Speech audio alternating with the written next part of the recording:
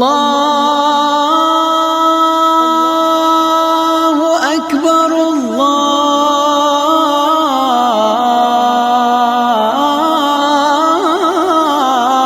أكبر.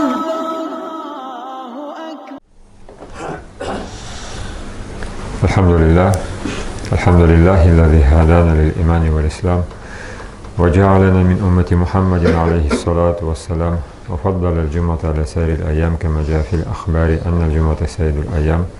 أشهد أن لا إله إلا الله شهادة موصلة إلى دار السلام وأشهد أن محمدا عبده ورسوله سيد الأنام صلى الله تعالى عليه وعلى أصحابه البررة الكرام خصوصا على أبي بكر الصديق وعمر الفاروق وعثمان ذي النورين وعلي المرتضى الأئمة رضوان الله تعالى عليهم أجمعين. أما بعد، يا أيها الناس أوصيكم ونفسي أولا بتقوى الله. أعوذ بالله من الشيطان الرجيم. إن الله مع الذين اتقوا والذين هم محسنون. صدق الله العظيم. Bütün maqtaudan şükür əbədat birdən bir bolğan, yalğız bolğan Allah Təala'ya tiyişli. Ol mağa haqlı, ol mağa layiqli. Onun sikli bəndəsi soňgy Peyğəmbər Muhammed sallallahu aleyhi ve sellem'e salat şeriflerimiz her daim eşip tursaydı.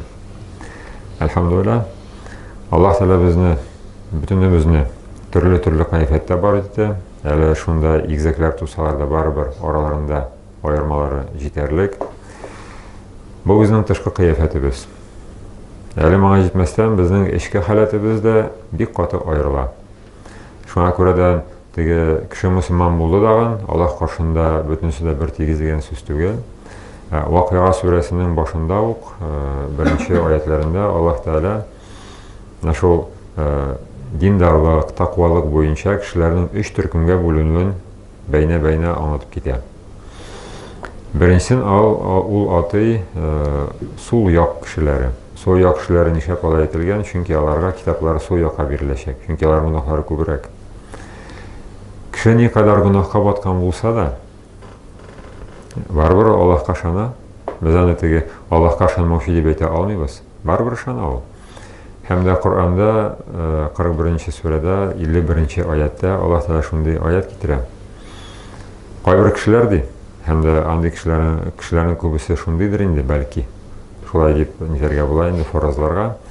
Eğer de ana yaxşılık, nimet, bulak birse Allah Teala sağlık bulsun manda, baylık bulsun tağın neseler, vakit manda ol kişi özün elle kimge koyup benim bütün evrimde var, min Allah'a muhtaç değil deyip masayı barının şiirip Allah'tan bırılıp gider.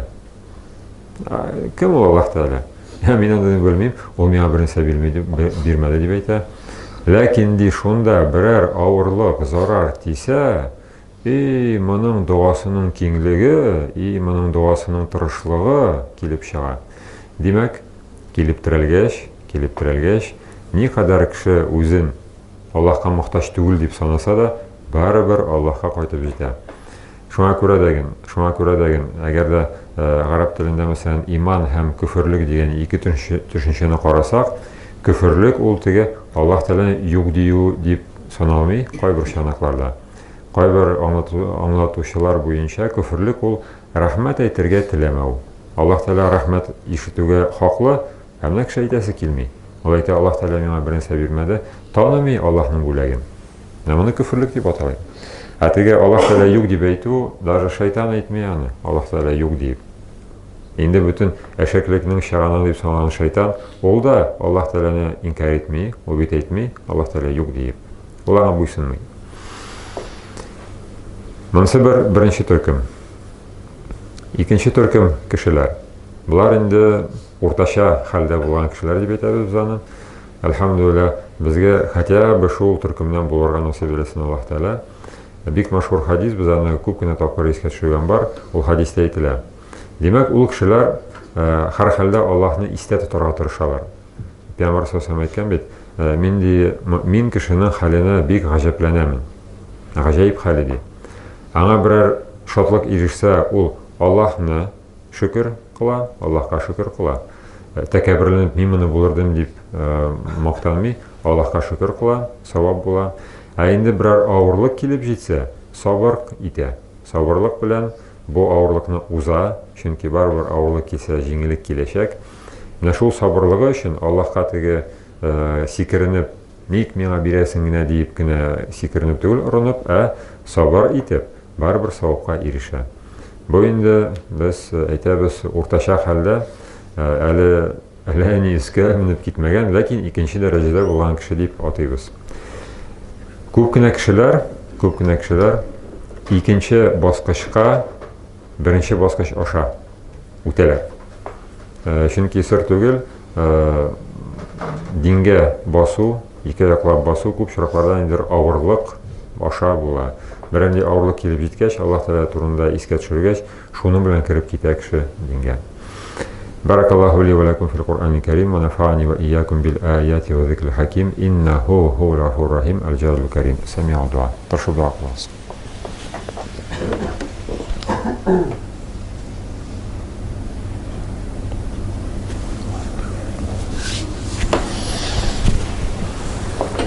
Alhamdulillah, wassalatu wassalamu ala nabiyina Muhammad wa ala alihi wa sahbihi ajma'in. Инде безнең өченче төркем кешеләр калды, аларны искә алу. Алар турында Җибраил белән Пәйгамбер саллаллаху алейһи арасында әңгәмә корылган хадистә алар турында нисә дип әйтелә? Аларны мухсин дип атыйлар. Мухсин алар ихсан кылучылар. Ихсан кылучы ул инде изгеләр дип атасак та була аларны. Без инде теге кеше арасында эзләп син изгеме, мин изгеме дип әйтеп хаклы түгел, Аллаһ Тәгалә үзе белә. Ләкин безнең өчен ул максат булырга мөмкин. Ихсан нәрсә ул? Аллаһ Тәгаләне күргәндәй гыйбадәт кылу. Еш кына сорыйлар, мин үземдә моннан ни түгел, намаз укыганда нинди генә фикер керми башка. Менә шунда әгәр дә намазыңны Аллаһны күргәндәй, сен аны күрмәйсең, ләкин ул сине барыбер күрә бит инде. Аллаһны күргәндәй гыйбадәт кылсаң, ул намазның тәмлелеге, ул намазның ләззәтлелеге, ул намазның җанга рәхәтлеге әйтеп бетергесез. Шуңа күрә дә менә без әгәр дә Аллаһны күргәндәй аңа гыйбадәт кылар булсак, без инде шул 3нче дәрәҗәгә менеп җиткән булабыз. Шуңа күрә дә Аллаһ Тәгалә безгә шундый мөмкинчелекләр бирә.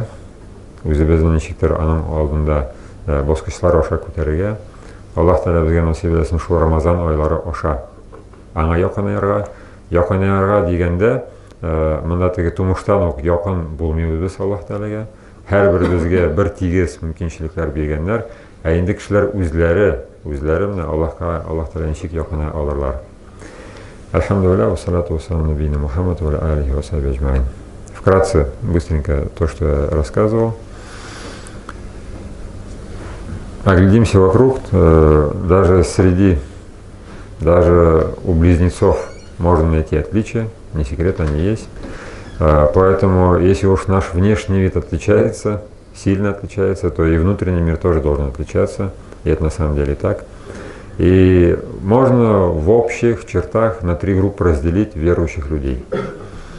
Первые верующие по случаям, то есть когда припрет, когда судьба человека в бараний рог согнет, там неверующий, даже атеист, отпетый атеист все равно взовет к Богу. В Коране прямо говорится про них. Когда мы им даем добро, то есть благо какое-то, здоровье, время, богатство, они себя считая кем-то говорят: а это я сам достиг, я в Боге не нуждаюсь, и отворачиваются, отходят. Но когда настигает проблема, его дуа прямо проникновенная, прямо долго-долго может просить, искренне просить у Аллаха. То есть, когда проблема возникает, вспоминают о Боге. Вторые люди, это которые стараются помнить об Аллахе, и про них как раз сказано в хадисе: если их постигает хорошее, благое, они благодарят Аллаха, они не говорят: это я сам сделал, благодарят Аллаха, и это будет саваб. Если настигает проблема, а после проблемы все равно придет облегчение, они эту проблему с терпением преодолевают. А третья группа людей — это те, которые поклоняются Аллаху, подобно тому, как будто они видят Аллаха. Естественно, мы его не увидим, но Он-то нас видит. И таких людей мы называем мухсин. Мухсин. И в известном хадисе, где идет градация, ислам, иман, ихсан — это вот наивысшее проявление религии. اللهم صل على محمد وعلى آل محمد بعدد من قعد وقام. اللهم صل وسلم وبارك على محمد وعلى آل محمد بعدد من صلى وصام. اللهم صل وسلم وبارك على أنبيائك والمرسلين وأهل طاعتك أجمعين من أهل السماوات والأرضين. واحشرنا معهم وارحمنا معهم وأقم الصلاة. قامت.